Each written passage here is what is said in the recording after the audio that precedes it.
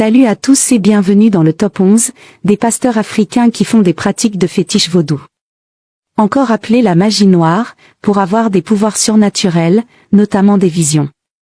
Pour faire des fausses prophéties sur leurs fidèles, qui deviennent pires que des moutons. Lorsqu'ils sont sous l'emprise des fétiches de leur pasteur gourou. Qu'ils appellent affectueusement papa.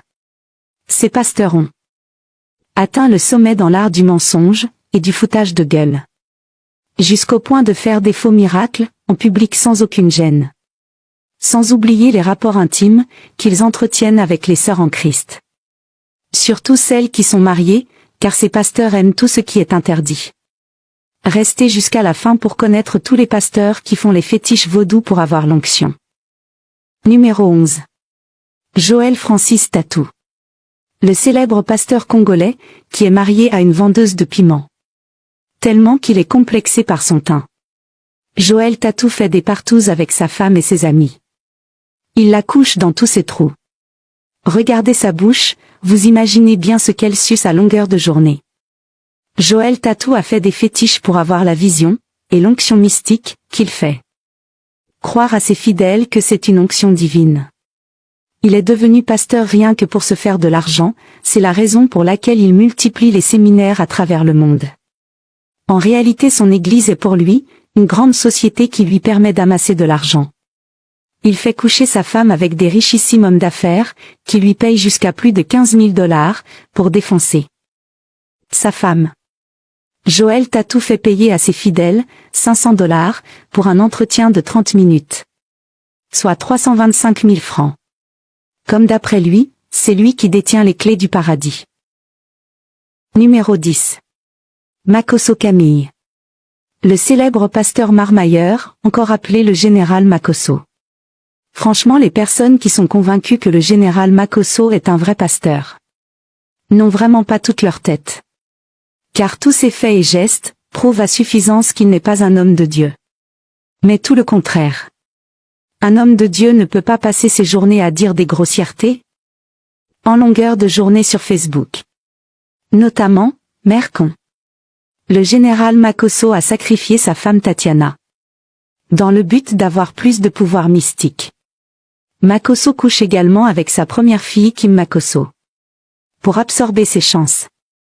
Il expose Kimi sur les réseaux sociaux en faisant croire au monde entier qu'il l'aime beaucoup. Mais c'est tout le contraire. Il ne l'aime pas. Kimi est là. Prochaine sur la liste de sacrifices de Makosso. Numéro 9. Emmanuel Zoma. Le célèbre pasteur gabonais, qui est le leader de l'église de la synagogue du Gabon. Emmanuel Zoma est un grand féticheur, qui passe son temps à faire des prophéties mensongères. En récoltant des informations sur ses fidèles sur les réseaux sociaux. Il avait été condamné à 7 mois de prison, et déféré à la prison centrale de Libreville. Pour avoir cumulé des faux miracles. Notamment, il avait mis une grossesse mystique de 3 mois dans le ventre d'une fidèle qui avait du mal à enfanter. La grossesse avait poussé en direct à l'église, et sur tous ses réseaux sociaux. Emmanuel Zoma a également enceinté une fidèle nommée Fallon. Avec qui il couchait depuis des années, et il payait sa scolarité dans une prestigieuse université privée de Chine. Fallon a plus de 3 ans de grossesse. Elle n'a pas accouché jusqu'à présent. Cette histoire défraie la chronique au Gabon. Numéro 8. Marcelo Tunasi. Qui est sans aucun doute le pasteur le plus célèbre du Congo. Il est notamment très connu pour son franc-parler. Marcelo Tunasi avait affirmé que tous les chrétiens des églises catholiques n'iront pas au paradis. Car les évêques ne prêchent pas la bonne parole de Dieu. Marcelo Tunasi a sacrifié ses 2 enfants, des jumeaux qui étaient âgés de 4 mois. Qui ont quitté ce monde de façon étrange. Marcelo Tunasi couche avec les filles de son église, mais également avec leur mère. Oui, vous avez bien compris. Il impose à ses fidèles des fortes sommes d'argent, qu'ils doivent donner pour la dîme. Et pourtant la majorité des fidèles n'ont même pas d'argent, pour avoir de quoi manger. Numéro 7. La prophétesse Claudine Ao. La célèbre prophétesse gabonaise qui est le leader de l'église MCD. Claudine Ao a sacrifié son mari, le pasteur Mavioga. Qui a quitté ce monde de suite d'une maladie étrange. Les parents de son défunt mari ont affirmé que c'est elle qui a interrompu la vie du pasteur Mavioga, dans le but de travailler avec son esprit dans l'au-delà, et de devenir encore plus puissante. Cette affaire était tellement grave au point où, le corps de son mari a passé plus de 1 an, à la morgue, car les deux familles étaient divisées et n'arrivaient pas à se mettre d'accord sur le lieu de l'enterrement. La prophétesse Claudine Awo insistait pour enterrer son mari dans son village. Mais la mère du mari lui avait dit que, tu ne peux pas enterrer mon enfant dans ton village, car ce n'est pas toi qui l'as accouché.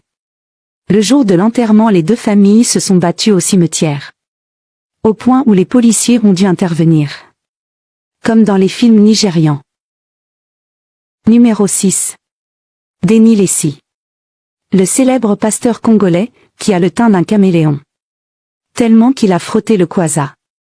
Entendez par là, produit éclaircissant bon marché, qu'il a commencé à frotter à l'âge de 12 ans. C'est la raison pour laquelle il a le visage comme un fantôme. Denny Lessi couche avec la fille de sa femme, jusqu'au point où il l'a enceintée. Puis il lui a demandé d'attribuer la grossesse à un jeune homme de son église. Il a également sacrifié sa mère, qui a quitté ce monde lors d'un accident de la circulation. Numéro 5.